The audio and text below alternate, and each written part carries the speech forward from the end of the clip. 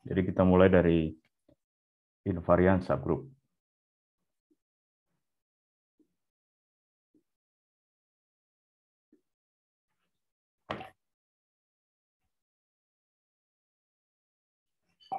Jadi kita sebelumnya sudah mempelajari terkait dengan subgroup ya. Jadi subgroup itu merupakan bagian dari grup atau grup himpunan bagian ya, atau himpunan bagian dari grup yang dia itu memiliki sifat-sifat grup ya. Kemudian pada bagian ini kita akan membahas terkait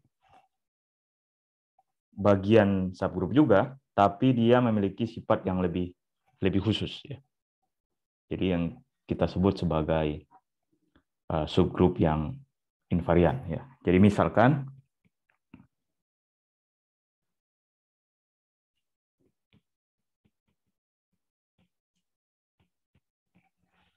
H terdiri dari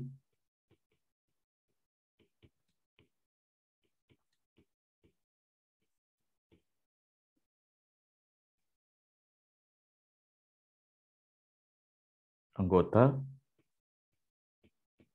Jadi dia memiliki anggota H1, kemudian H2, dan seterusnya. Dan ini ya, yang merupakan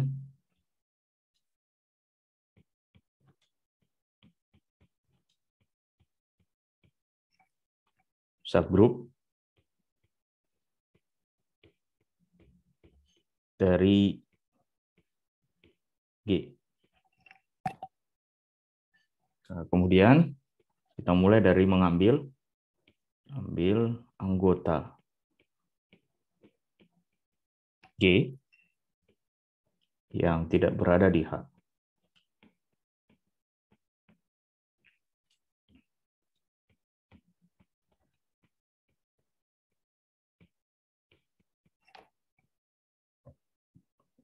Kemudian kita bisa membuat himpunan. Kemudian himpunan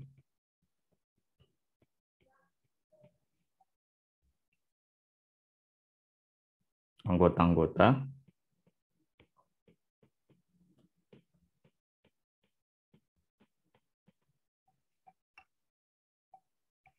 terdiri dari G minus H1G, kemudian G minus H2G, dan seterusnya.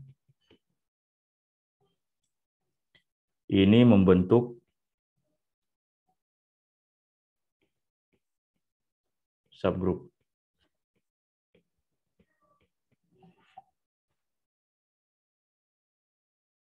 Atau dapat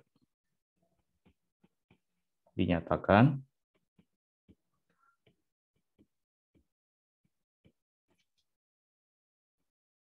dengan G minus H. Nah, jadi ini ya. Jadi kalian bisa lihat di sini kita memiliki himpunan H yang dia itu terdiri dari anggota-anggota H1, H2, dan seterusnya.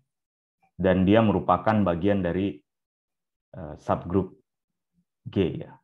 Nah, kemudian kita ambil anggota G yang tidak berada di H. Nah, kemudian himpunan anggotanya itu kita bisa susun seperti ini. Kita apit dengan G minus ya, atau ini G inverse ya. G inverse H1G, G inverse H2G. Kita apit himpunannya, himpunan subgroupnya di sini. H1, H2, dan seterusnya. Atau karena ini seperti sebenarnya diapit ya, kalau misalkan kita tuliskan sebenarnya ini kita ada sebuah grup ya, subgroup H1, H2, dan seterusnya. Nah, seperti ini kan operasinya sebenarnya. Jadi ini sendiri adalah H ya. Jadi makanya kita bisa tuliskan seperti ini. Oke.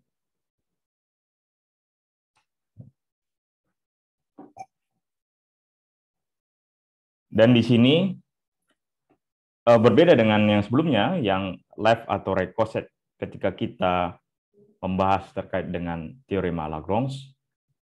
Tentunya di teorema Lagrange, coset kanan atau kiri itu tidak membentuk grup.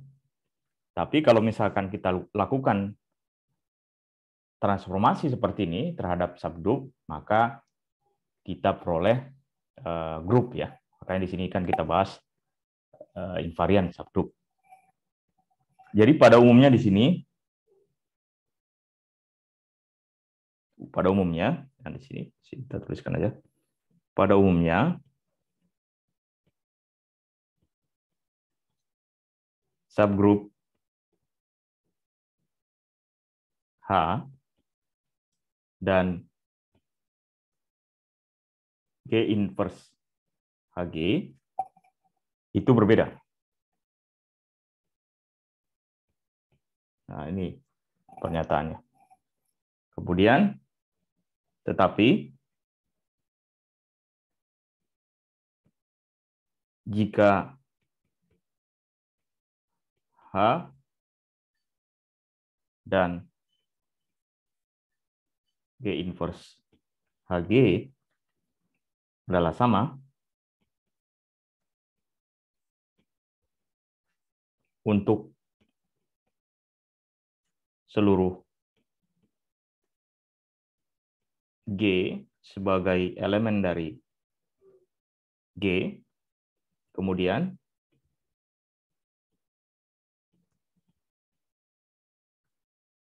H dinamakan subgroup invarian.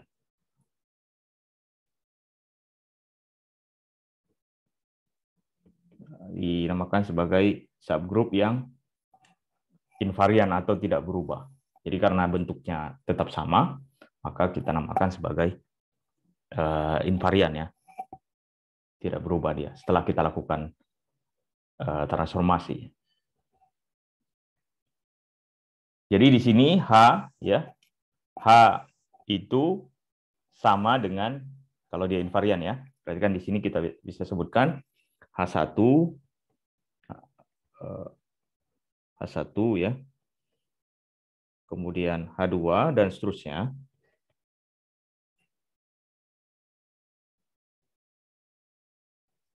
Dan G inverse H1, H2 dan seterusnya. Oke. Sama untuk setiap G ya. Jadi sama dia bentuknya untuk setiap G.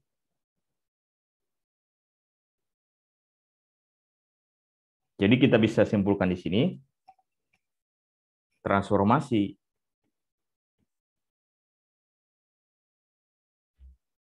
similaritas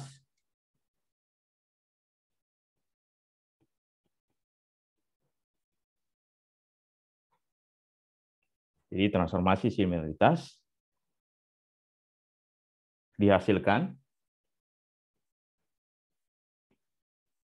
atau dibangkitkan ya, bisa juga oleh elemen-elemen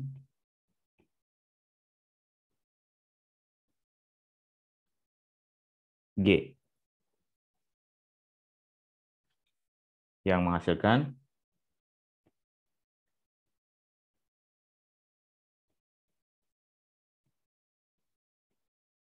H yang tidak berubah atau invarian tadi.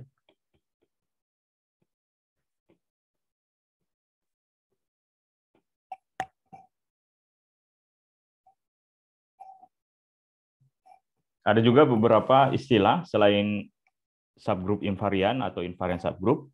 itu dengan istilah normal subgroup ya, ada beberapa buku nuliskan. Tapi pada bagian ini supaya lebih mudah dipahami, kita menggunakan istilah invarian ya. Subgroup invarian atau invarian subgroup. Karena dari kata invarian itu kita bisa pahami dia bentuknya tidak berubah ketika kita menggunakan transformasi tadi ya, G inverse HG yang tadi. Jadi contohnya itu A4 ya. 4.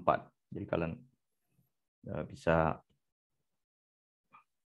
lihat ya, ini grup A4 ya. Permutasi genap ya dari 4 anggota. Jadi dia A4 itu sendiri memiliki subgroup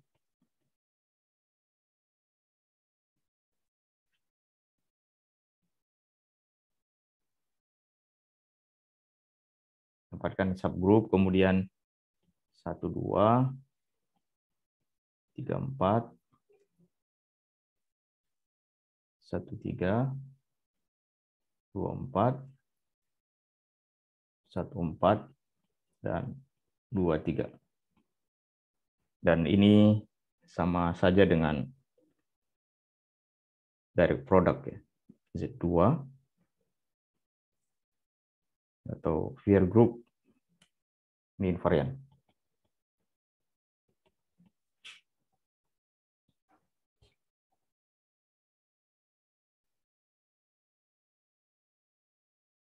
Jadi untuk G sebagai direct product dari E dan F, nah di sini E dan F adalah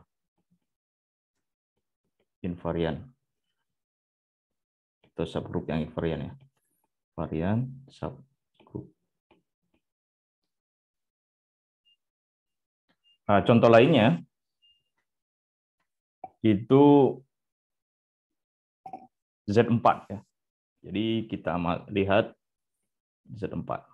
Nah, Z4 itu anggota-anggotanya itu 1, min 1, I, dan minus I.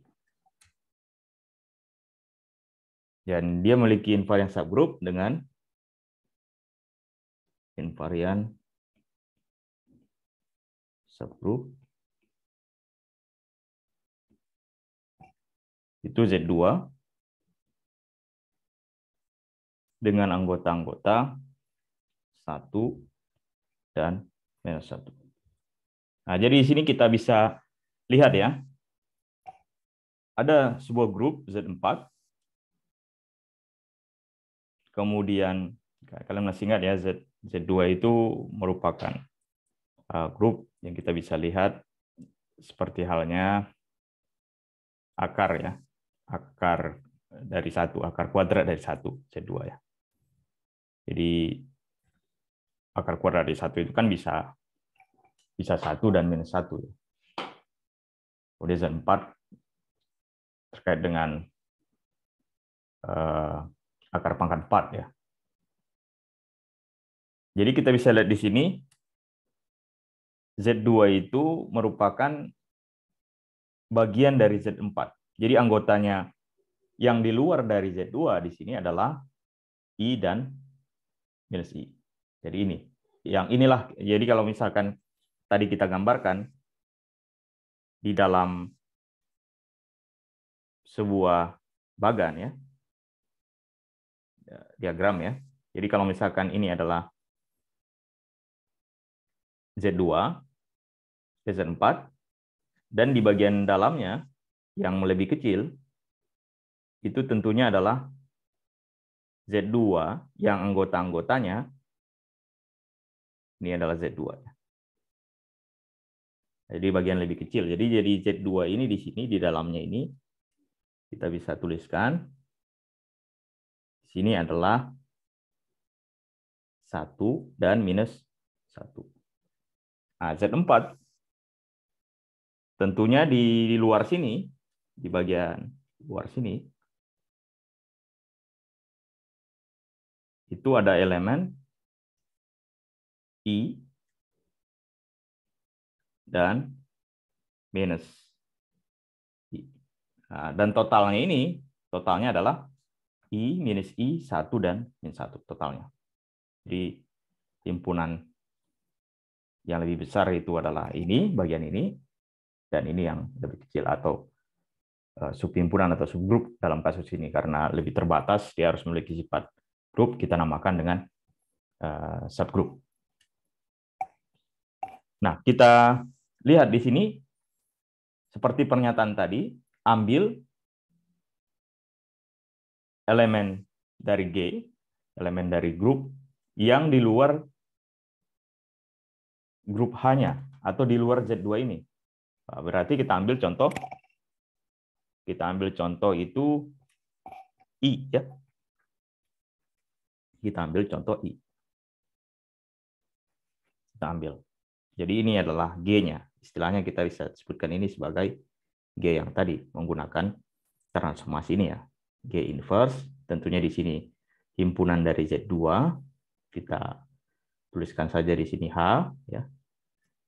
Kemudian ini kita buat aja labelnya di sini adalah untuk Z2 ini. Kemudian ini adalah G.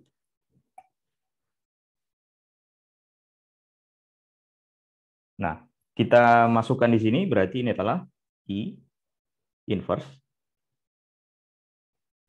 Kemudian I inverse sendiri saya tuliskan dulu aja. I inverse, kemudian di sini adalah 1. Di sini adalah minus 1. Dan di sini adalah I. Menggunakan bagian ini, ya. Ini dan ini. Nah, inverse-nya I sendiri adalah minus, ya. Jadi kalian lihat, ya, kalau di sini inverse-nya itu adalah minusnya. Berarti ini kita bisa tuliskan minus I, kemudian 1, min 1, dan I. Dan ini kita peroleh nilainya.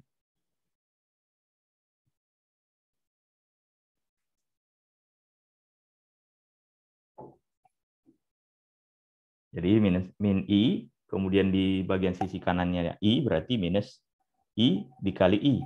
Nah, I kali I sendiri adalah minus 1 dikali dengan min 1. Jadi kita peroleh di sini 1. Dan di bagian sini kita peroleh tentunya minus 1. Jadi kalian bisa lihat di sini, dengan menggunakan transformasi ini, maka bentuk dari Z2 itu tetap tidak berubah. Nah, kalian bisa lihat di sini, anggotanya di sini adalah 1 dan min 1. Setelah kita lakukan transformasi seperti ini, kita peroleh dia 1 dan min 1. Nah, jadi ini kita bisa simpulkan, dia itu invarian. Jadi subgrup yang invarian subgrup. Kalian bisa juga lihat anggota yang lain. Nah, ini kan mudah sekali, tinggal 1 lagi sisanya.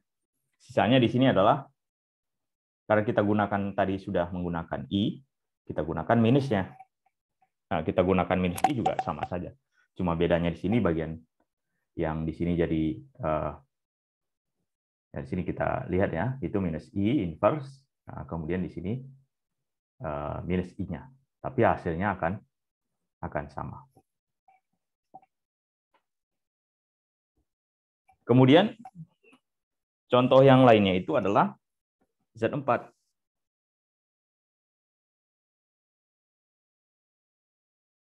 Z4 adalah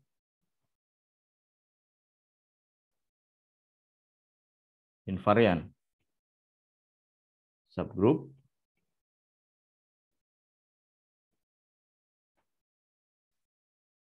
dari grup quaternion, ya. Quaternion, ini quaternionic, ya. Quaternion atau quaternion. Nah, quaternion kan tentunya dia ada 8 anggota. Jadi kita bisa lihat untuk contoh ini, kita bisa lakukan gunakan transformasi yang sama. Set 4 tentunya tadi dia memiliki anggota-anggota 1, kemudian -1, kemudian I, kemudian minus I, kemudian kita update dengan J. Sehingga kita peroleh hasilnya itu tetap ya.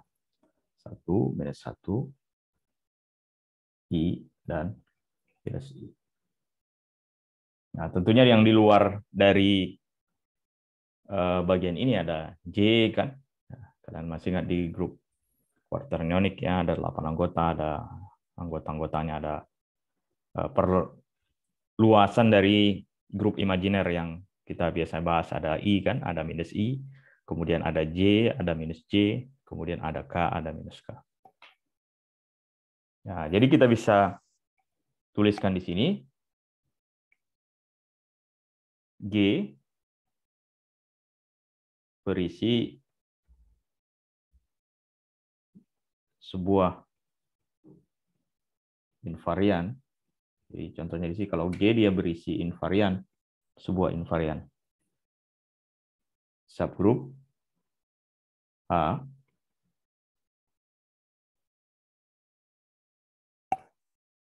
yang dinyatakan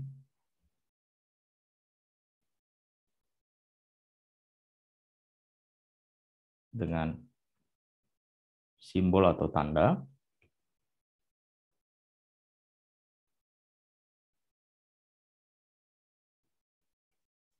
jadi tandanya kita pada bagian ini kita nyatakan sebagai bentuk segitiga seperti ini.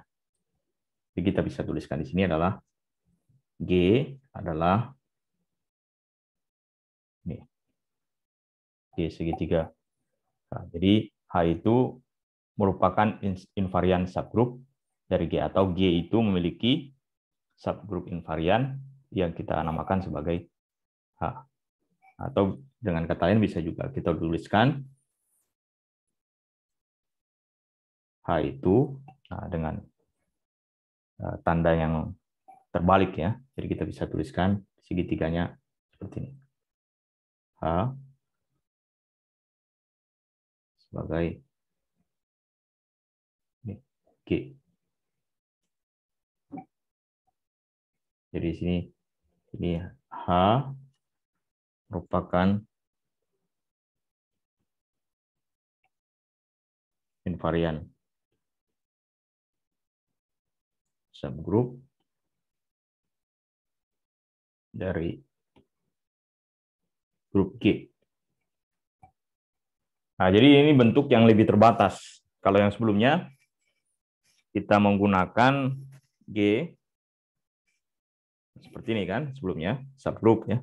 Dia memiliki subgrup H, atau H itu adalah subgrup dari G. Nah, jadi ini bentuk yang lebih terbatas. Bentuk terbatasnya itu dia harus memiliki sifat invarian tadi. Kalau yang subgrup sendiri kan dia hanya memiliki sifat-sifat grup saja.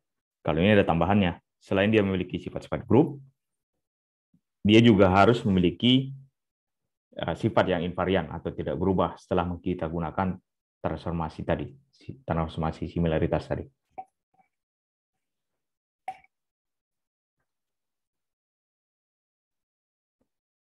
Nah, berikutnya kita masuk ke derive ya. Derive subgroup ya.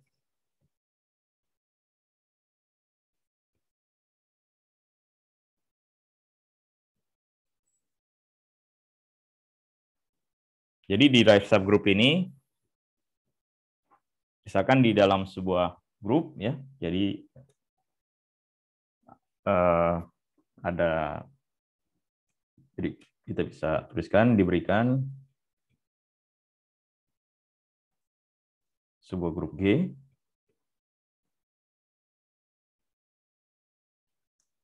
kemudian kita ambil dua anggota.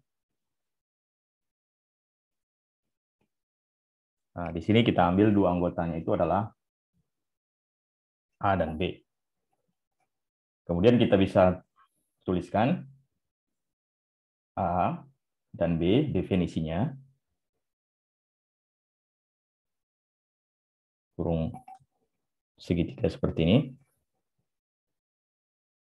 Sepertinya kalau kalian belajar di kuantum ya, bracket ya, notasi Dirac ya.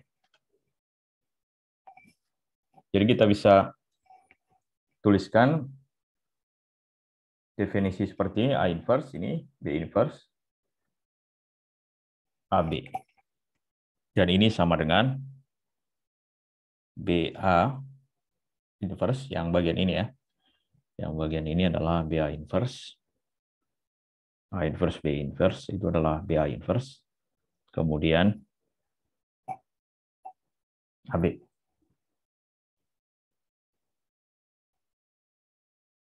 Nah, kemudian di sini perlu diingat ya, A itu sendiri adalah identitas tentunya. Kenapa identitas? Karena kalian bisa lihat di bagian ini ya. Jadi kalau misalkan kita masukkan di sini A inverse, di sini A inverse juga, maka di sini A inverse di notasi di ini kan, di produkkan ya terhadap A, itu kita dapatkan identitas. Identitas dikalikan dengan A inverse sendiri juga adalah A inverse, tinggal sisanya A inverse kali A. A inverse kali A ya identitas. Di A, koma A, di sini pakai kurung seperti ini, segitiga seperti ini, maka kita dapatkan dia sebagai I atau identitas. Kemudian kalau kita inverskan AB, maka dia itu sama saja dengan kita balik. Kita ganti A jadi B, jadi B, jadi A. Ini bisa dijabarkan ya. Kita bisa jabarkan ini. Ini kan sebenarnya sama saja dengan yang bagian ini ya. Kan sama saja dengan menggunakan bagian yang tadi, itu sama saja dengan A, B, kemudian inverse. Atau kita tuliskan saja dulu. Tuliskan saja dulu menggunakan bagian yang tadi, maka kita bisa tuliskan ini adalah AB, kemudian inverse, kemudian di sini adalah BA, kemudian ini harus kita inversekan.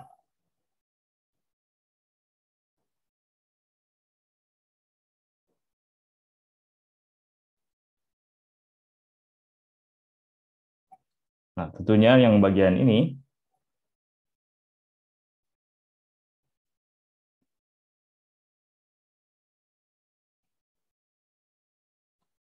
kita bisa, atau kita jabarkan juga bisa ya. Dijabarkan sama dengan dijabarkan di sini. Ini kan sebenarnya sama saja dengan A inverse, B inverse. Kemudian di sini adalah AB. Kemudian ini kita inversekan. Nah, sama saja dengan yang bagian ini dulu kita inversekan, kemudian bagian. Kita bisa tuliskan di sini adalah AB inverse, kemudian ini menjadi A inverse, B inverse, kemudian ini inverse-nya. Nah, tentunya ini adalah tetap ya, AB inverse. Kemudian yang bagian ini adalah BA. Ya, ini sama saja dengan ini ya, yang bagian ini.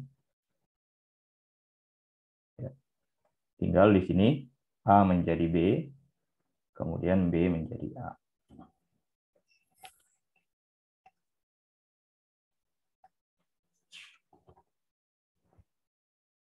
Nah, kemudian kita nyatakan misalkan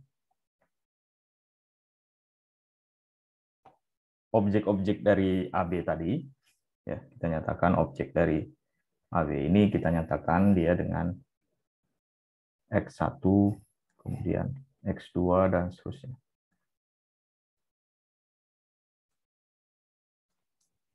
Ya, himpunan X1, X2, dan seterusnya. Jadi dia A dan B itu kan dia dalam rentang seluruh elemen-elemen di dalam grup, ya. Jadi AB itu. Jadi objek-objek yang ini X1 ya, X2 dan seterusnya. Kemudian dengan perkaliannya, jadi objek ini dan perkaliannya itu maksudnya ini kan ada XI, kemudian XJ, kemudian seterusnya sampai dengan XK. Itu menyatakan ya, jadi objek-objek ini dan perkaliannya itu menyatakan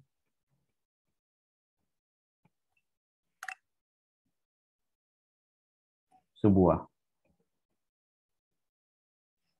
subgroup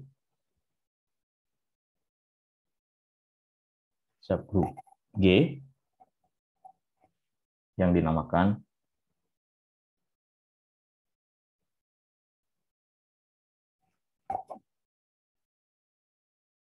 sebagai derived subgroup. Jadi derived subgroup ya.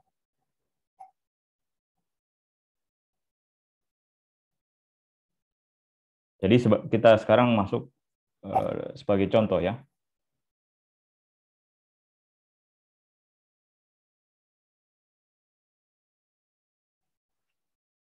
Jadi contohnya itu adalah subgroup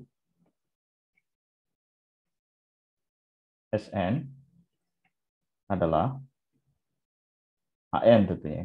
Jadi subgroup dari Sn itu adalah permutasi yang genap ya. Ini derived ini derived maksudnya. Jadi derived subgroup Sn itu adalah AN. Jadi objek-objek A, B, ya kan? A dan B di sini kan itu sama dengan kan A inverse, B inverse, AB. Itu di kasus permutasi itu menjadi perkalian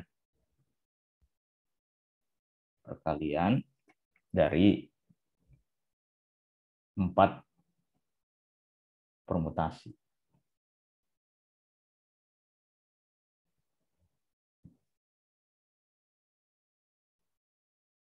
Yang tentunya karena dia perkalian dari 4 permutasi, maka dia harus permutasi genap ya. Maka di sini dia permutasi genap karena dia perkalian dari 4 permutasi. Maka dia merupakan permutasi genap. Jadi itu untuk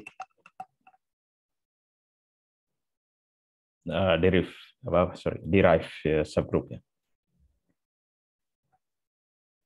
Contoh lainnya itu derived subgroup A4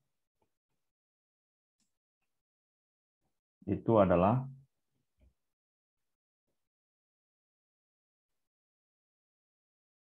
Weyl group ya, Z2, find Weyl group Z2.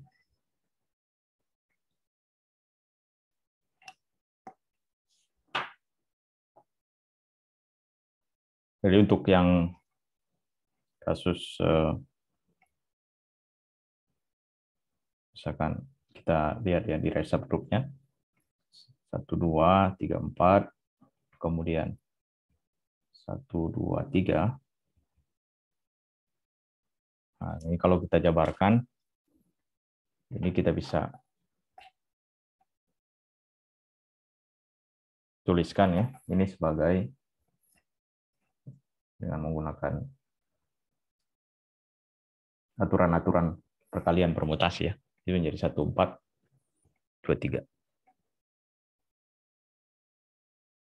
Nah, kemudian kita masuk ke abelian group. Abelian group.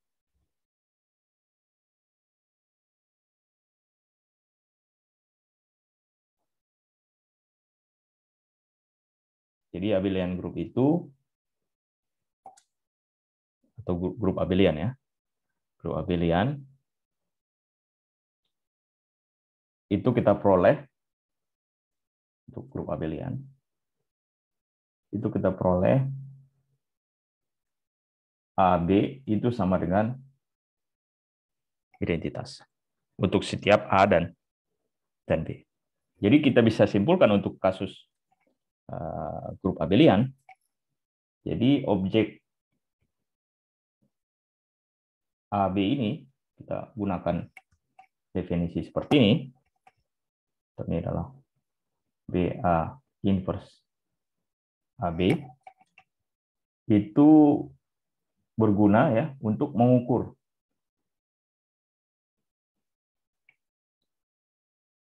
seberapa berbeda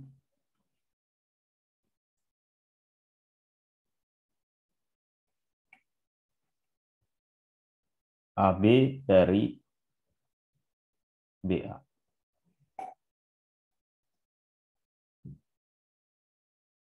Atau istilah lainnya, derive subgroup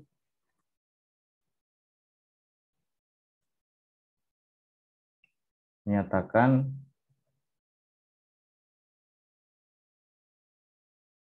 seberapa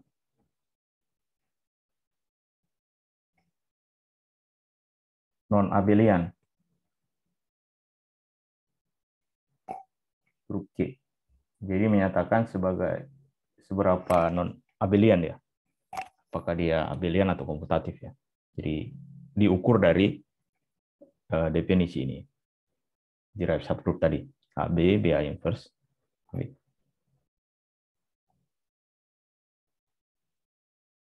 Jadi kalau misalkan di sini kita nyatakan dia AB, BA inverse ini, AB ini adalah D. Jadi kalau kita nyatakan sebagai D, jadi D itu atau derive subgroup itu semakin besar, kita bisa simpulkan di sini, jika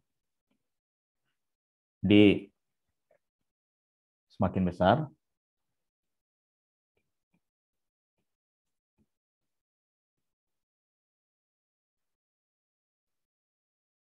maka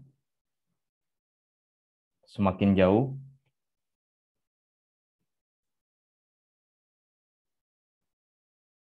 G dari abelian.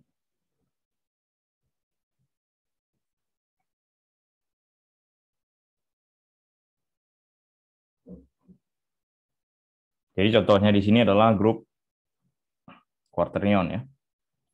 Grup quaternion itu kita ambil anggota-anggotanya adalah I, J. Kemudian kita peroleh di sini, perhatikan dia menggunakan persamaan ini ya, BA inverse AB. Jadi di sini adalah B-nya adalah J, I-nya adalah inverse-nya. B-nya adalah ini adalah A ya, A-nya I, J-nya adalah B. Kita peroleh di sini diperhatikan ini adalah BA inverse. Di sini kasus ini langsung saja.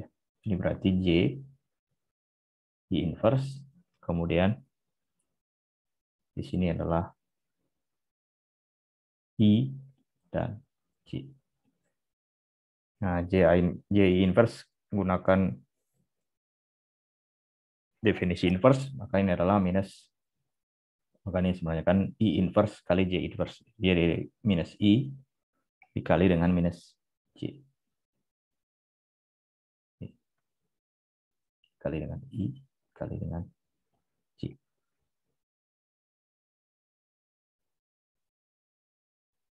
Jadi J kali I,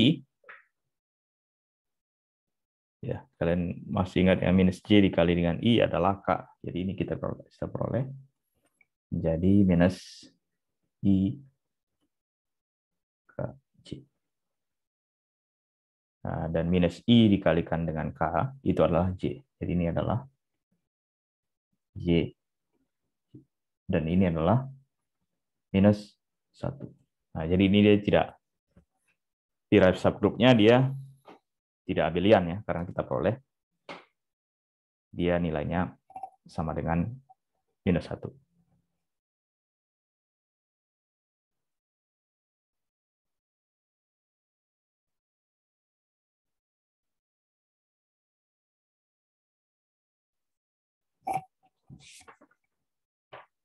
Kemudian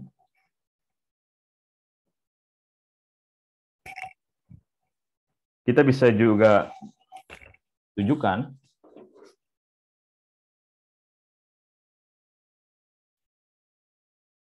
kalau derive subgroup itu dia juga merupakan invariant subgroup ya. Jadi kita bisa tunjukkan. Jadi derive subgroup itu adalah, kita bisa nyatakan adalah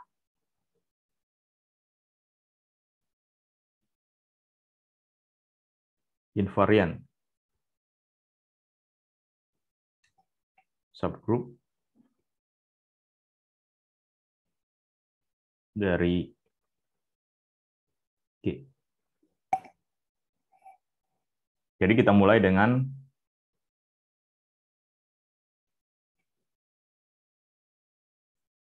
A tilde itu sama saja dengan G inverse A G.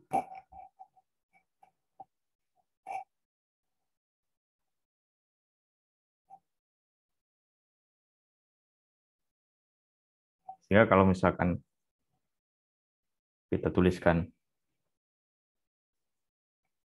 G inverse AG, kemudian kita kalikan dengan inverse-nya, G inverse, kemudian A inverse G, tentunya adalah G inverse, kemudian di sini A inverse, kemudian G, itu sama dengan I. Jadi di sini kan kita bisa nyatakan sebenarnya A tilde inverse itu sama saja dengan G inverse A inverse G, yang bagian ini ya. Nah, jadi kan sebenarnya ini maksudnya adalah A tilde dikalikan dengan A inverse-nya. A tilde inverse.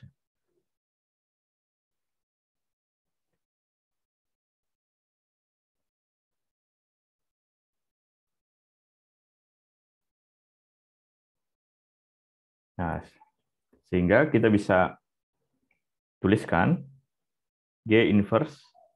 Sekarang kita apit derive subgroupnya AB G. Sehingga ini kita peroleh menjadi G inverse.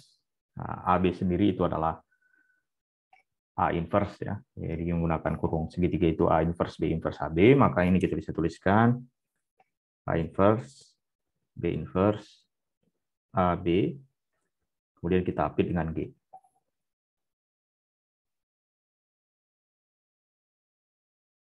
Dan ini sama dengan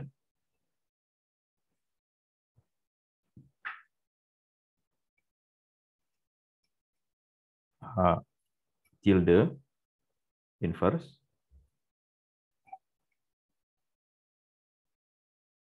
kemudian B tilde inverse kemudian H tilde kemudian B tilde. Nah, sehingga ini kita bisa tuliskan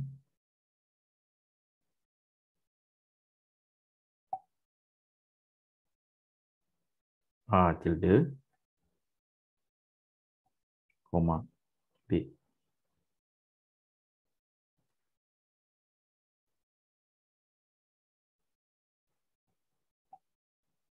Jadi di sini dapat disimpulkan derive. Jadi di sini kita bisa dapat disimpulkan derive subgroup adalah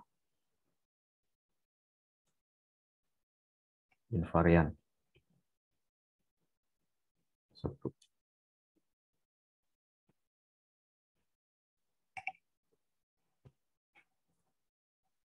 Kemudian ada juga yang kita sebut sebagai grup simple ya, grup sederhana ya. Ada juga istilah grup simple group atau grup simple. Nah, di grup simple itu ini dia tidak, ini trivial sebenarnya, dia tidak berisi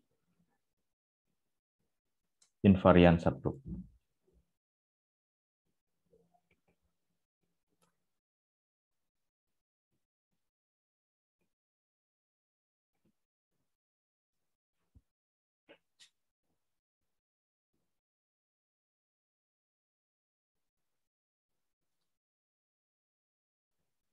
Jadi di bagian ini ya, di bagian grup perhingga ini, di bagian-bagian akhir ini kita sudah belajar ya, ada 3 yang paling penting di sini itu yang harus diingat itu adalah pertama invariant subgroup, kemudian terkait dengan coset dan question group ya, question group.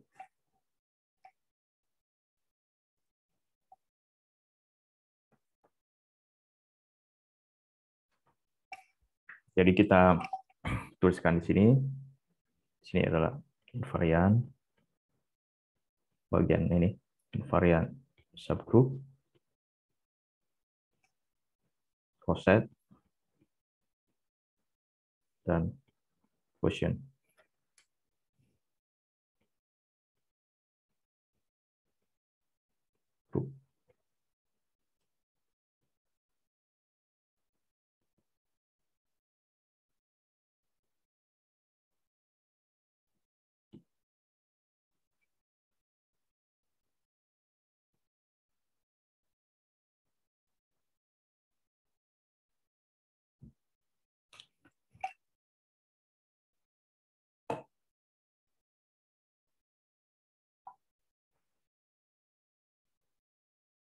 Jadi di sebelumnya itu G itu merupakan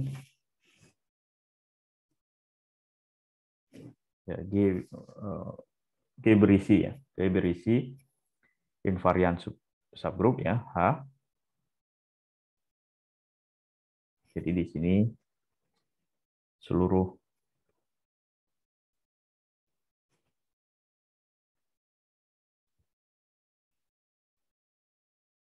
anggota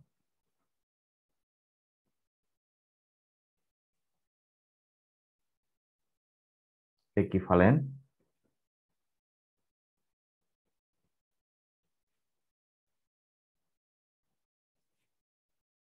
di dalam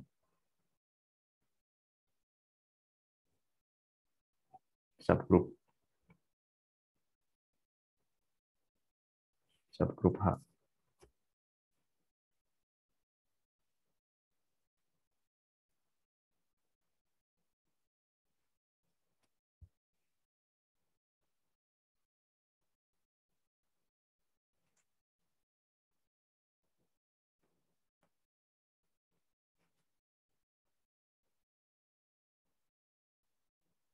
Jadi di sini kita itu pada bagian ini kita memiliki invariant subgroup.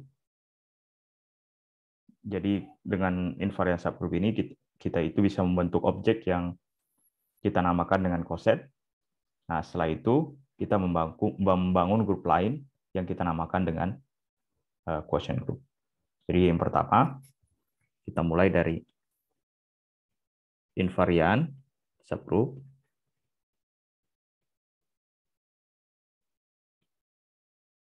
Kemudian dari invariant subgroup, itu tentunya kita bisa membangun coset. Nah, dari coset ini, kemudian kita bangun quotient group.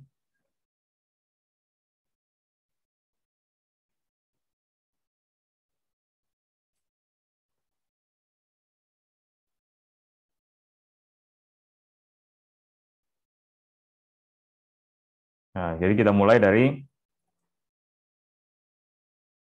elemen dari G ya. Kita mulai dari untuk setiap elemen G,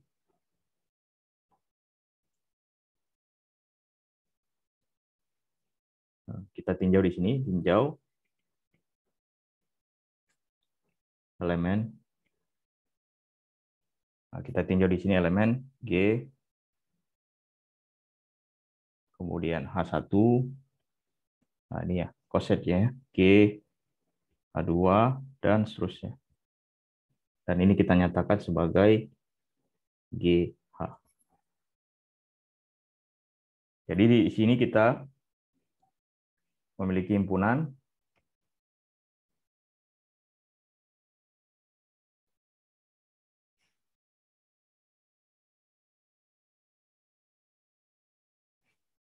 karena dia kan banyak anggotanya, jadi kita peroleh GH, kemudian GBH, dan seterusnya.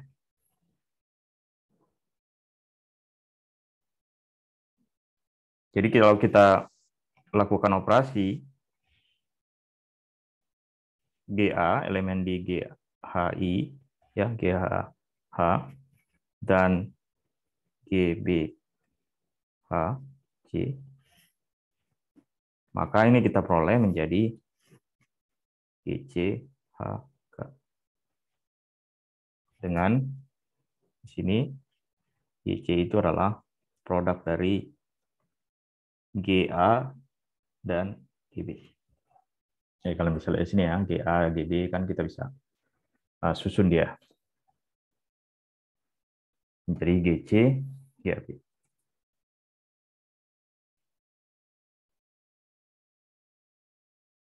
Nah, dan di sini HK itu bergantung pada GA, GB, HI, dan HJ. Nah, kemudian GAH, kemudian GBH, itu kita bisa tuliskan menjadi GA, GBH. Nah, jadi dia berlaku sifat tertutup di sini ya, GA, GBH. Jadi GA merupakan elemen dari grup, kemudian GB dan ya GB juga ya produk dari GA dan GB juga merupakan elemen dari grup juga. Kemudian di sini ada elemen identitas IH sama dengan H. Jadi di sini berlaku IH, kemudian GH itu adalah GH. Itu berlaku sebagai identitas. Dan GH inverse atau inverse dari GH itu adalah G inverse H. Nah, karena GH adalah inverse dari GH adalah G inverse H, maka di sini kita bisa tuliskan G inverse H dan GH itu sama saja dengan GH G inverse H. Berarti ini adalah IH sama dengan identitas. Nah, jadi di sini kita bisa simpulkan jika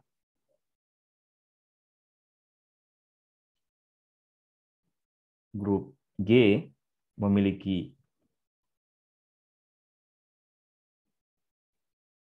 invarian subgrup H, jadi dia kalau ada suatu grup G, dia memiliki invarian subgrup H. Kemudian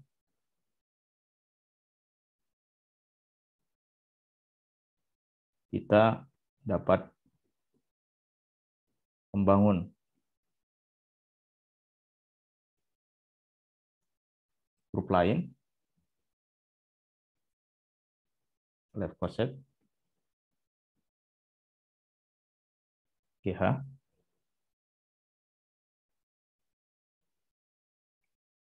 Grup ini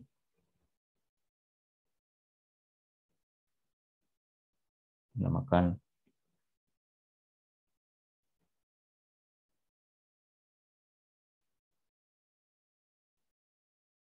sebagai quotient group.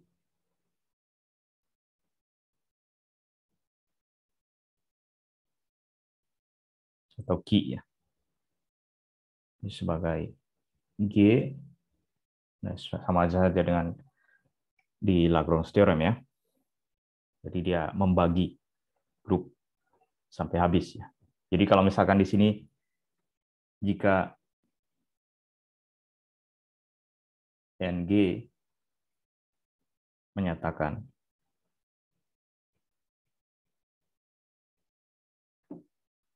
elemen IG dan NH menyatakan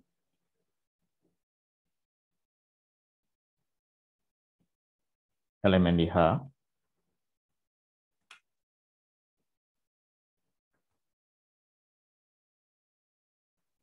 kemudian tentunya setiap kosetnya GAH berisi, sorry, koset ya,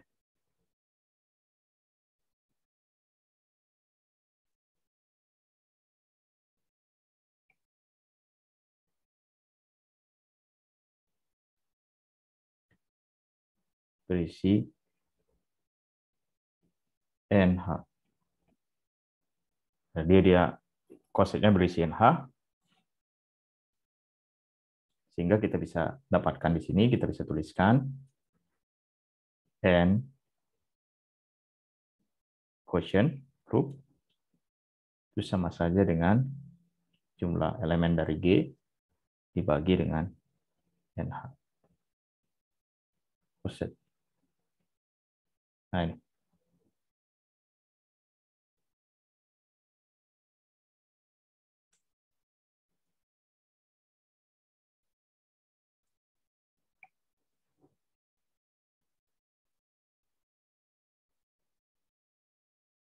Nah, jadi kita tinjau contohnya itu adalah grup quaternion ya. Atau kita simbolkan Q seperti ini. Kita bedakan tadi ya, Q-nya yang satu seperti ini. Quaternion. Dia memiliki invarian subgroup. Dia memiliki invarian subgroup itu adalah Z4. Nah, Z4 sendiri anggota-anggotanya adalah 1 minus I, kemudian I, dan sorry ini 1 tadi.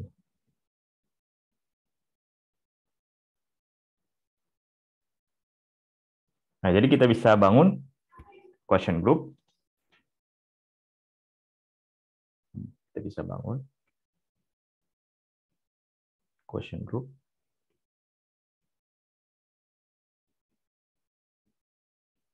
Q. Itu berarti di sini adalah quaternion C4. Nah, tentunya quaternionnya sendiri adalah 8 elemen. C4 tentunya dia 4 elemen.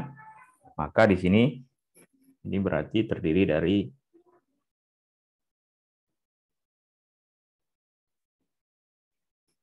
8/4 ya, sama dengan 2 elemen.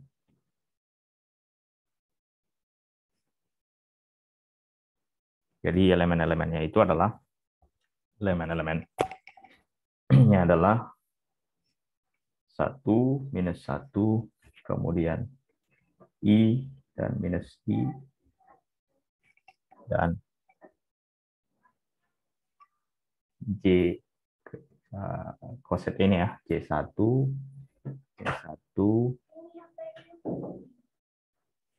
-I, kemudian kita bisa tuliskan ini adalah bagian ini adalah J -J, kemudian ini adalah K, dan ini adalah -K. Nah, jadi kalau misalkan kita operasikan J dan K juga, kalau kita operasikan juga dia akan memperoleh koset yang sama ya. Jadi tidak berbeda. Jadi kalau misalkan kalian operasikan K di sini, berarti kan di sini kita peroleh menjadi di sini adalah K ya. Kemudian di sini adalah -K, kemudian di sini adalah apa lagi?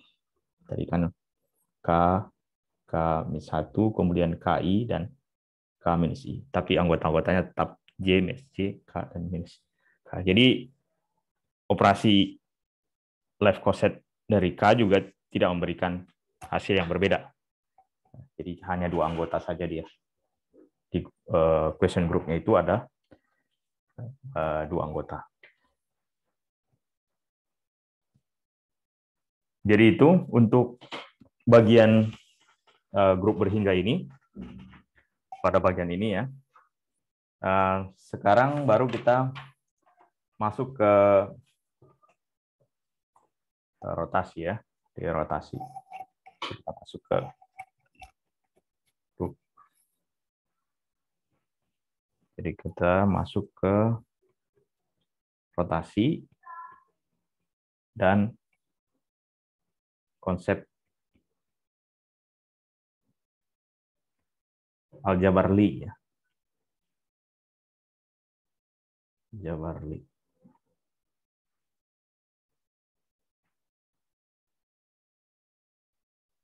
Nah, jadi kita masuk ke rotasi ya. Pertama kali kita masuk ke rotasi sebelum kita masuk ke Al-Jabarli. Jadi di bagian ini kalian sudah mungkin familiar ya kalau terkait dengan rotasi ya. Jadi kalau kita kan sendiri hidup di ruang 3 dimensi.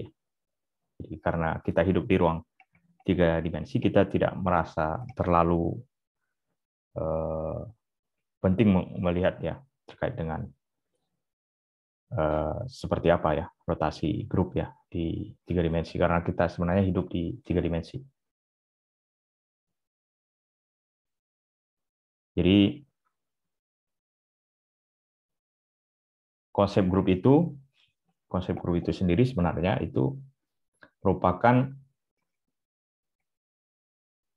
bagian abstrak ya daripada rotasi. Jadi kita bisa tuliskan di sini konsep grup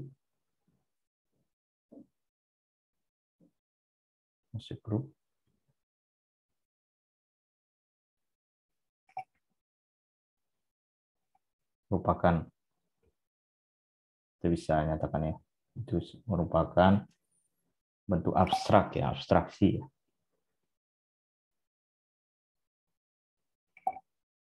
Dari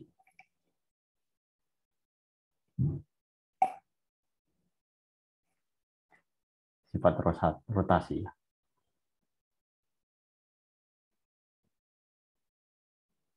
Jadi kan kalian masih ingat di awal-awal dari konsep rotasi itu kita bisa bangun grup ya. Jadi dalam rotasi itu ada inverse ya. Kemudian di dalam rotasi itu juga ada identitas. Kalau kita tidak melakukan apa-apa terhadap rotasi atau kita lakukan rotasi 360 derajat. Kemudian dia juga berlaku sifat tertutup. Rotasi pertama dan rotasi kedua kita peroleh rotasi yang ketiga itu sama dengan penyebelahannya.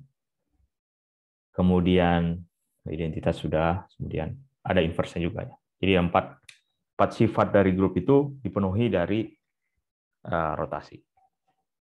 Jadi kita bisa mulai dari membangun rotasi, kemudian kita bisa membangun sebuah grup.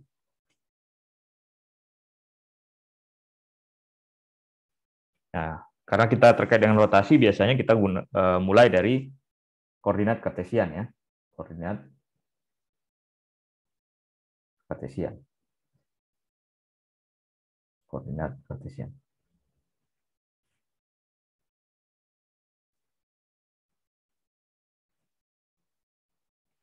Dan trigonometrik tentunya.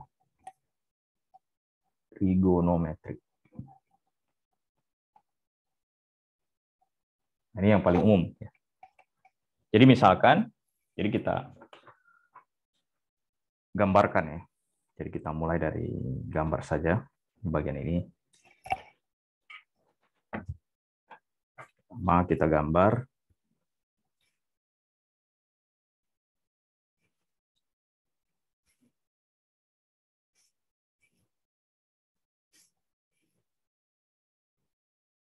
Ya, kita gambar koordinat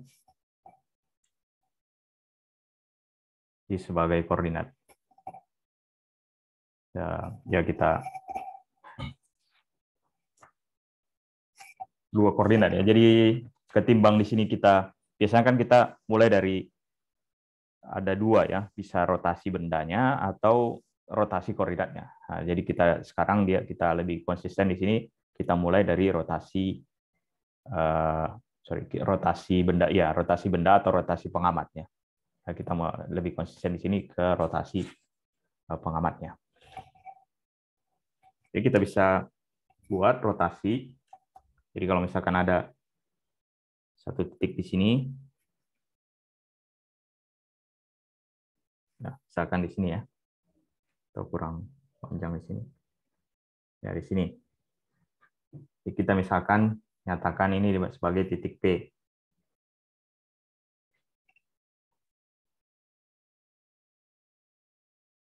Sehingga ini kita bisa nyatakan titik P ini sebagai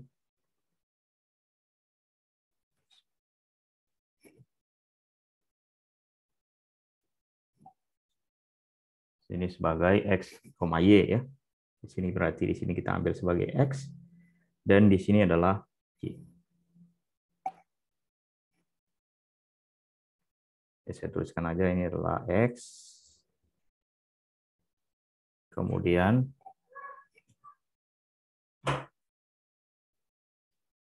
dan di bagian ini adalah Y. Kemudian kita rotasikan koordinatnya. Sehingga kita bisa tuliskan misalkan koordinatnya seperti ini. Kita rotasikan. Maka terhadap koordinat yang baru, ini dia berubah. Jadi koordinat baru, pada koordinat baru, ini sebagai X aksen, yang bagian ini ya, X aksen. Kemudian di sini Y aksennya.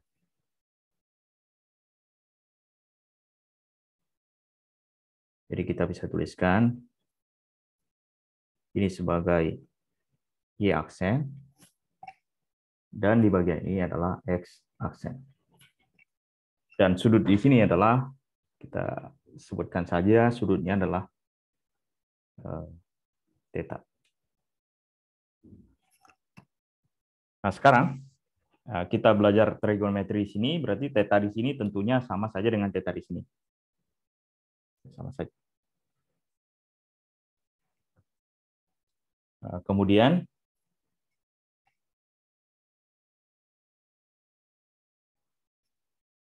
kita tarik ya garis ya dari sini. Kita ambil warna yang lain. Ya, kita ambil warna hijau ya. Jadi kita tarik garis dari bagian ini ke titik sini, tegak lurus. Nah, ini kita nyatakan titik ini sebagai titik M. Kemudian di sini adalah titik S.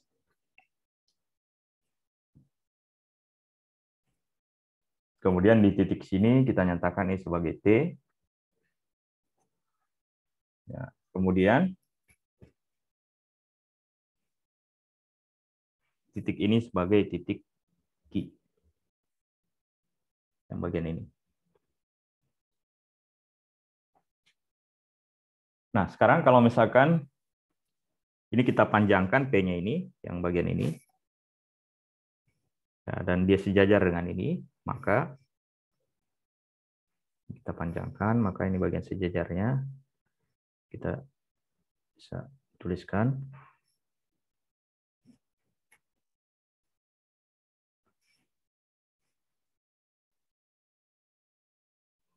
Ini bagian sejajarnya.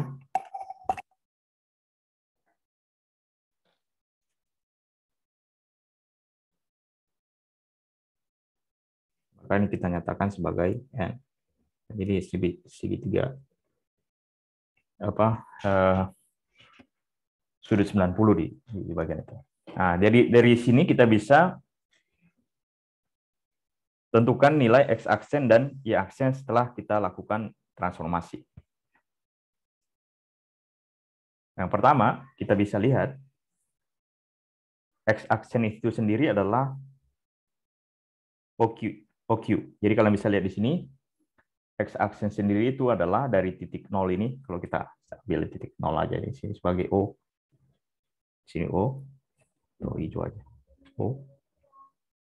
Nah, jadi di sini saya tuliskan X aksen itu adalah titik OQ. Nah, OQ sendiri, kalau kita bisa lihat di gambar ini, OQ itu adalah OS ditambah dengan SQ. Jadi saya bisa tuliskan, ini adalah OS ditambah dengan SQ.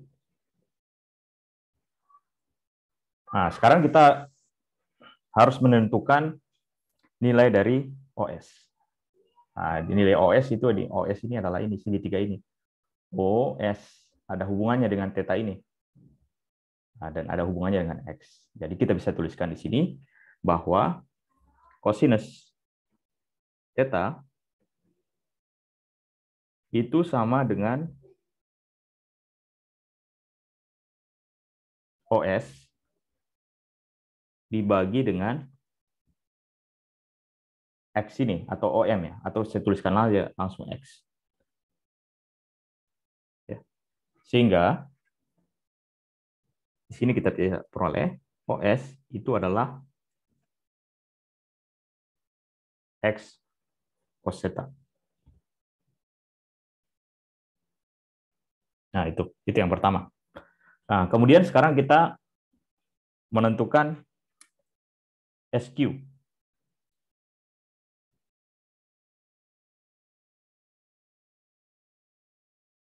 Nah, kita sekarang menentukan ya nilai SQ ya. Nah, SQ sendiri kalian bisa lihat di sini, SQ itu sejajar dengan MN. Ya, MN. Nah, jadi kita bisa tuliskan di sini yang berikutnya, SQ itu sama saja dengan MN.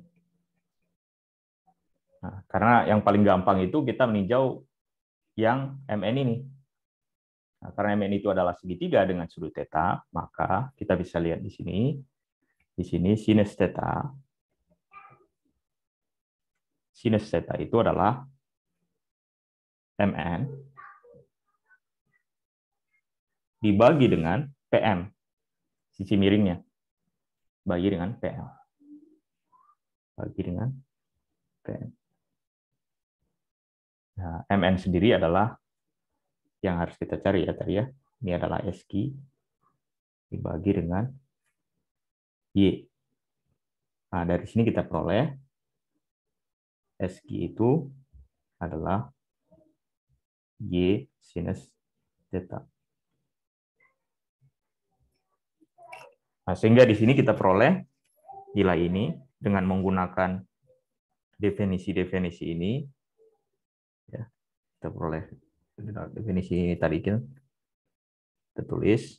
Nah, kita peroleh bahwa OS tambah SQ berarti kita peroleh, ini saya tuliskan aja di sini. Ini adalah kita peroleh dari sini, maka kita peroleh OS X cos theta kemudian ditambah dengan Y sinus theta. Nah, dengan cara yang sama, kita bisa juga peroleh Y aksen.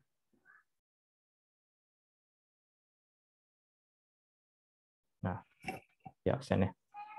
Y aksen sendiri, kalau kita bisa lihat dari gambar, kita masuk lagi ke gambar.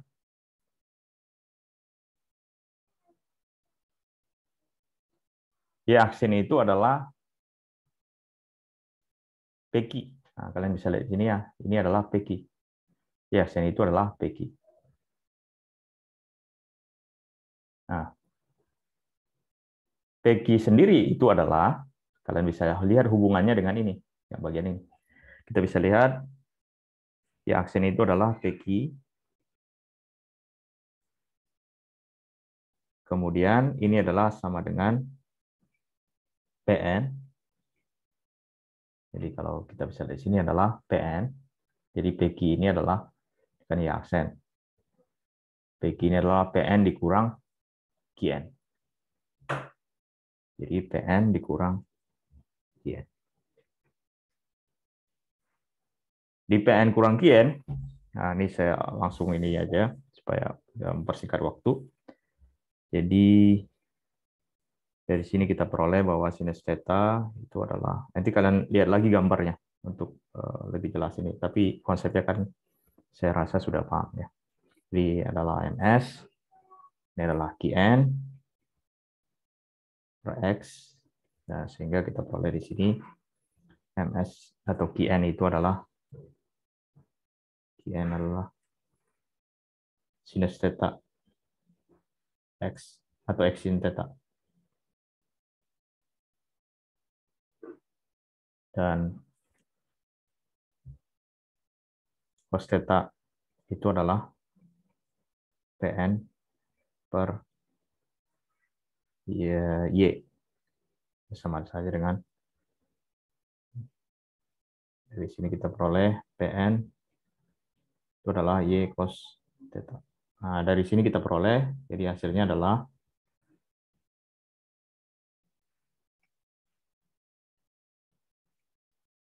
PN tadi adalah Y cos theta, kita pindahkan jadi minus X sinus theta plus Y cos theta. Nah, jadi kita peroleh ini hasilnya. Minus X theta plus Y cos theta. Atau kita bisa tuliskan di sini, hasilnya adalah X aksen sama dengan cosinus theta X plus sinus theta Y. Dan Y aksen itu sama saja dengan minus sinus theta X plus cos theta.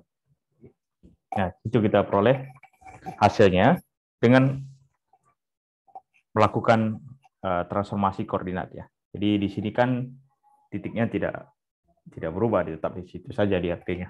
Yang kita transformasikan itu koordinat, atau di sini dalam hal lain itu adalah dalam fisika itu adalah pengamatnya. Jadi kita transformasikan di sini dari X, Y ke X aksen, Y aksen. Nah, titik P-nya tadi ya.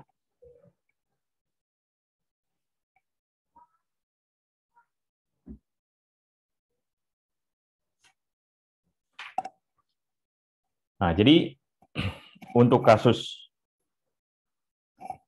transformasi seperti ini, yang tadi, yang ini, di sini berlaku sifat invarian. Jadi sifat invarian bahwa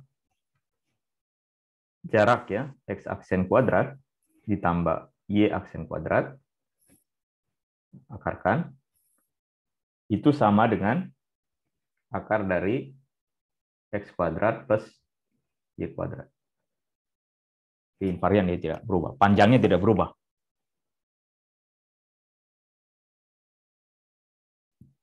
Bisa dicek sendiri ya. Kalian kalau misalkan masukkan ini X aksen kuadrat ya plus Y aksen kuadrat, kemudian akarkan, itu sama saja dengan X kuadrat plus Y kuadrat. Buktikan sendiri ya, sama saja hasilnya. Bisa dicek langsung. Jadi sekarang kita bentuk titik-titik tadi dalam bentuk vektor kolom ya. Dan vektor kolom kita nyatakan R itu sebagai XY dan R aksen vektor ya itu sebagai X aksen Y aksen. Dan matriks rotasinya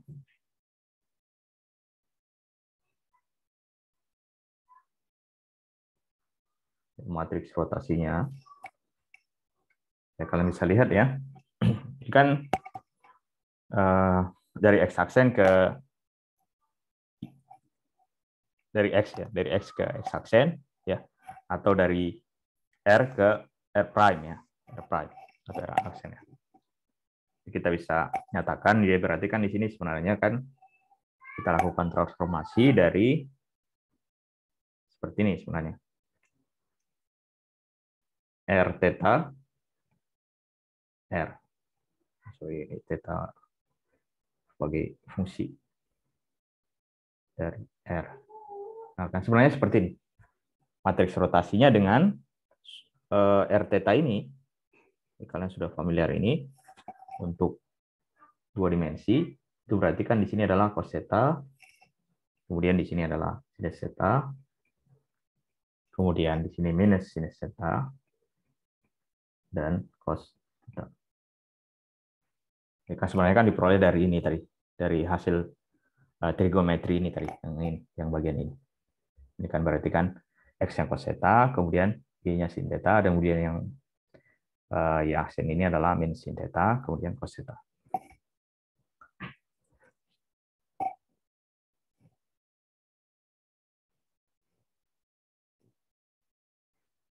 Ya, jadi kita menggunakan istilah di sini sebagai vektor ya, sebagai vektor.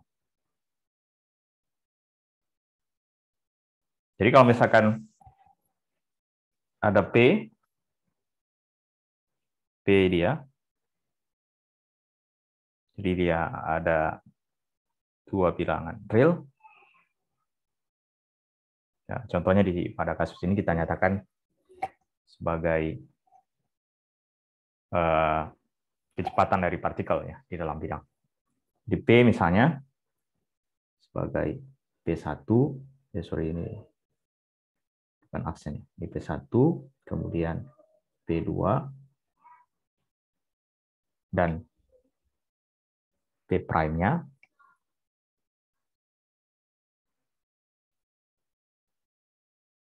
berlaku ya, itu berarti dia sama saja dengan kita lakukan transformasi terhadap P. Nah, itu P prime-nya.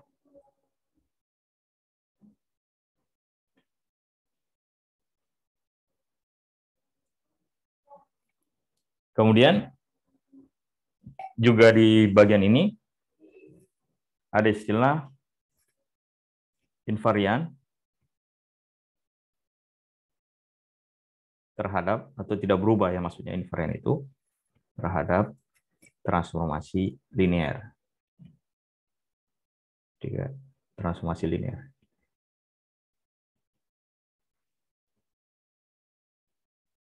Jadi dia invarian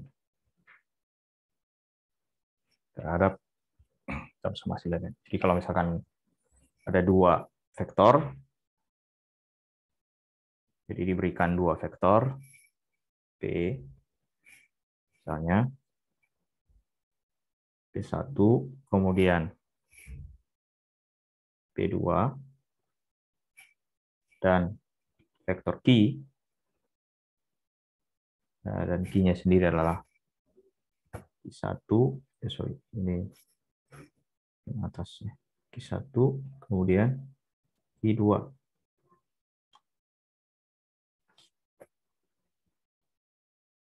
Jadi perkalian skalarnya kita bisa nyatakan sebagai ini. Kalian masih ingat ya di review aljabar linear ya. Jadi kalau kita mau mengalihkan dua vektor, kita transpose dulu ya. Kemudian kita buat seperti ini ya, perkalian dotnya. Berarti ini kita bisa tuliskan sebagai P1, kemudian Q1 plus P2 Q2. Nah, ini maksudnya bukan kuadrat, tapi indeksnya. Jadi PT di sini menyatakan transpose dari P-nya ya. Jadi kalau misalkan kita bisa tuliskan PT itu adalah P1, P2. Nah, dari sini kita bisa nyatakan panjang dari P, jadi panjang dari P, panjang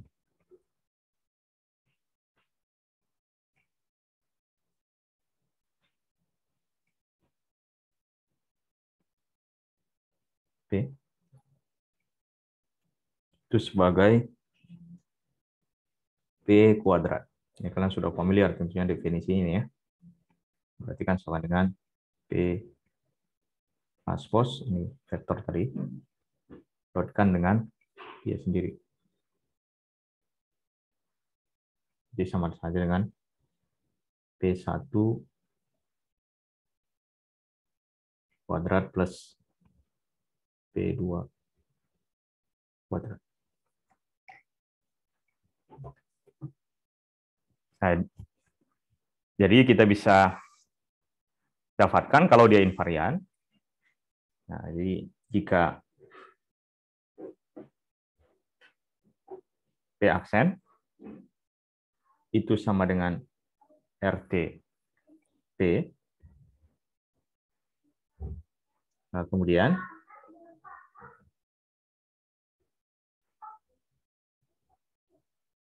P kuadratnya, besarnya, P aksen sama P kuadrat, dia sama.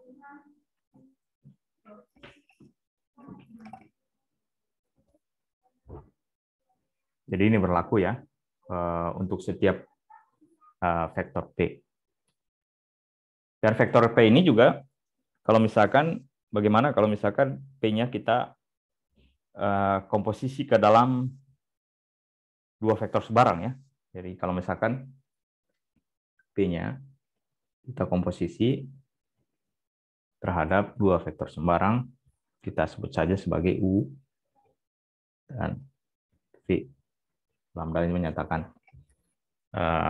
sembarang bilangan real ya. Jadi kita bisa dapatkan di sini P kuadrat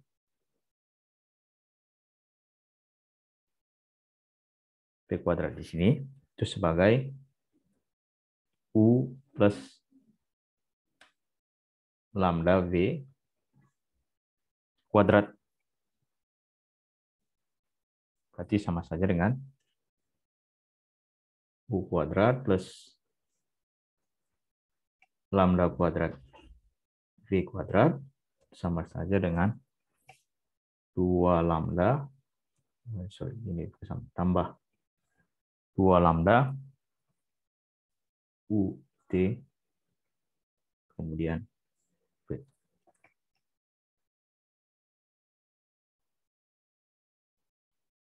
Jadi rotasi ya, tentunya juga harus menghasilkan perkalian produk. Jadi antara dua vektor sembarang itu invarian. Jadi di sini berlaku P aksen kuadrat sama dengan P kuadrat. Mana di sini P aksen itu adalah U aksen plus lambda V aksen, dan ini sama saja dengan RP rotasi terhadap P, kemudian ini adalah RU plus lambda RB. Nah, implikasinya di sini U aksen T dot V aksen itu sama dengan UT. Nah, untuk sembarang ini ya, lambda ya, bilangan real lambda.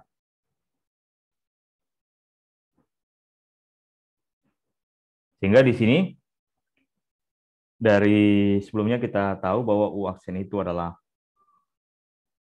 RU, kemudian tentunya U aksen transpose itu adalah menggunakan sifat sebelumnya di review aljabar linear ya. Kalian masih ingat ini?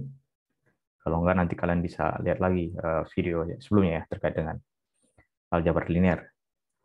Terkait membuktikan ya bahwa kalau ditransposkan dia kita bisa tuliskan seperti ini. Kita peroleh di sini berarti U transpose kita dotkan dengan V-nya itu adalah U aksen transpose, kemudian V aksen.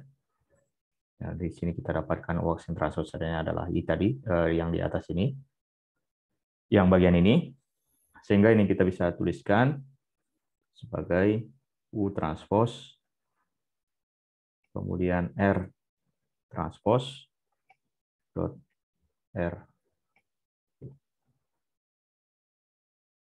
Nah, sama dengan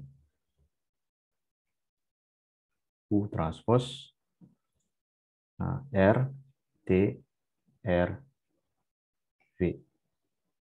Nah, jadi di sini berlaku ya supaya dia terjaga ya invariannya. Berarti di sini berlaku R transpose dikalikan dengan R itu sama dengan identitas supaya dia berlaku sifat invarian. Ya. Dari rotasi ini. Rotasi pengamatnya, observernya. Jadi matriks yang memenuhi sifat seperti ini, yang bagian ini ya, memenuhi ini dinamakan dengan sifat ortogonal ya. Ini kan sifat ortogonal. Ortogonal ya. Jadi di bagian awal kan kita sudah bahas untuk matriks ortogonal ya, untuk grup O2, grup rotasi O2 itu kan berlaku sifat rotasi dua sudut itu sama dengan rotasi penjumlahan dua sudut tersebut.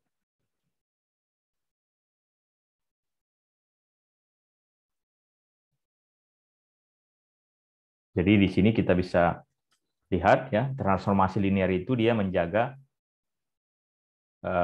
invariansi ya. Tidak berubah dia panjang vektornya. Nah, secara eksplisit untuk kasus ini R transpose kali R itu kalian bisa lihat ya. Kan dia adalah cos theta, kemudian sin theta, kemudian di sini adalah minus sinus theta, kemudian di sini adalah cos theta, kemudian cos theta, sin theta, cos theta, Kemudian, ini sin theta. Dan ini adalah cos theta. Ya. Nah, kalau misalnya di sini ya berarti kan ini cos theta cos kuadrat minus sin kuadrat theta berarti kan plus nih. Jadi cos kuadrat theta ditambah sinus kuadrat theta itu 1. Berarti kita bisa dapatkan di sini kan ini 1. Nah, kemudian yang berikutnya ini cos sinus minus sinus cos. Nah, dijumlahkan dia 0. Dan sama juga yang bagiannya juga apa? Ya, sin cos min sin 0 juga. Nah, tinggal ini sinus cos sin sin cos dari 1. Nah, kemudian terkait dengan pencerminan ya atau refleksi. Cerminan.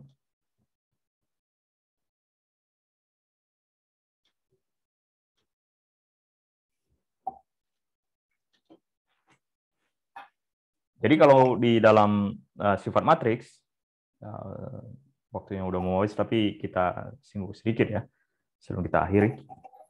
Jadi kalau perkalian dua determinan, jadi kalau misalkan ada dua matriks, kita cari determinannya menggunakan sifat aljabar, ya kan sama saja dengan ini. Dan misalnya ya juga di bagian-bagian awal dibahas ya di aljabar linear. Kemudian juga ada sifat juga bahwa determinan dari matriks kemudian kita transposkan, determinan matriks yang ditranspos ya, itu sama saja dengan determinan matriks itu sebelum ditransposkan. Sehingga kita bisa dapatkan, nah kan kita yang mau kita cari adalah determinan dari R transpos R. Nah, ini kan yang kita mau cari kan sebenarnya, ya kan sama saja dengan menggunakan ungkapan ini, berarti kan ini sebenarnya determinan R transpos, kemudian determinan R transpos. Nah, karena determinan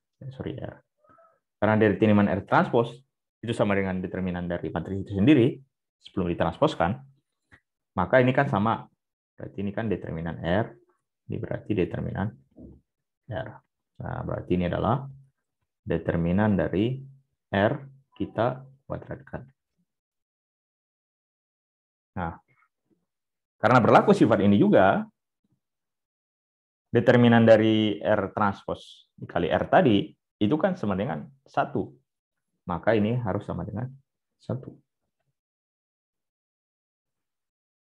Sehingga kita bisa peroleh di sini, determinan dari R itu sama bisa plus atau minus 1. Jadi ada 2. Dia bisa plus atau dia bisa juga minus. Ungkapan dari minus itu, minus ya, minus 1, itu sebenarnya sama saja dengan pencerminan. Ya, jadi kita sebut saja sebagai di bagian ini sebagai P seperti ini ya. P. Tentunya dia memiliki bentuk matriks 0, 1. Jadi kan determinannya sama 1. Ini sebagai pencerminan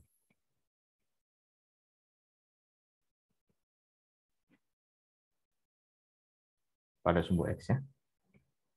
Atau flip ya, atau dengan dari sini adalah flip pada sumbu X, sumbu Y. Ya, berubah dari Y-nya positif jadi minus. Kita balik kalau terhadap sumbu Y.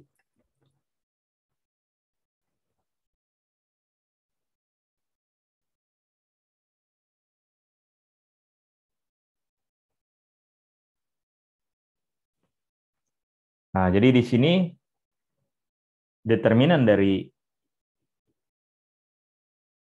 P di sini itu sama saja dengan minus 1. Nah, jadi ini kita kita abaikan untuk kasus ini ya, karena kan dia harus berlaku determinannya adalah apa tadi, +1 ya.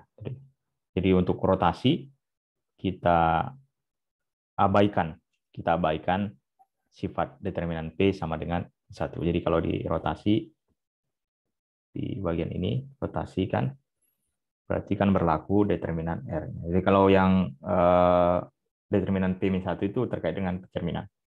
Di kasus ini kita ambil yang terkait dengan rotasi. Jadi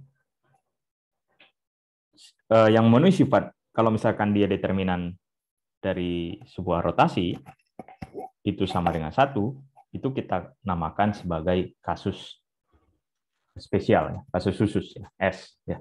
Kalau yang di sebelumnya ya, bagi kasus spesial. Kemudian kalau misalkan kita melakukan pencerminan sekaligus juga rotasi. Nah, itu juga tidak boleh juga ini. Nah, untuk kasus ini ya. Pencerminan dan rotasi kita dapatkan ini kan determinan dari pencerminan dan rotasi itu kan kita peroleh sebagai determinan P, determinan R, berarti kan ingin satu. Determinan P-nya kan 1, determinan R-nya ada 1. Ini juga tidak bolehkan juga di-exclude. Nah, jadi kita bisa definisikan di sini. Kita definisikan.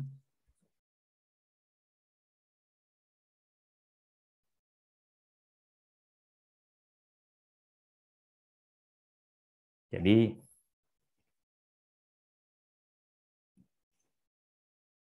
grup yang memenuhi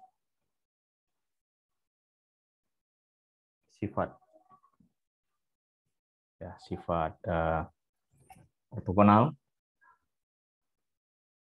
dan spesial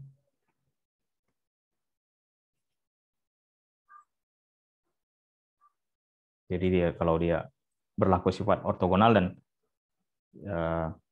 sifat spesial ya, ini dinamakan pada kasus ini ya, kasus ini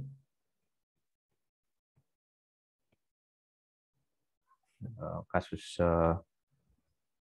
2x2 ya, matriks 2x2 dinamakan sebagai grup SO2.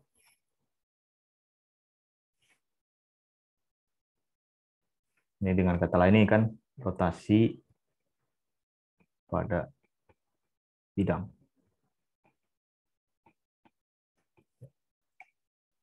Jadi kalau dia memenuhi sifat, dia ortogonal, kemudian dia juga spesial, kan determinannya sama dengan 1, maka itu kita nyatakan, kita sebut ya, sebagai SO2.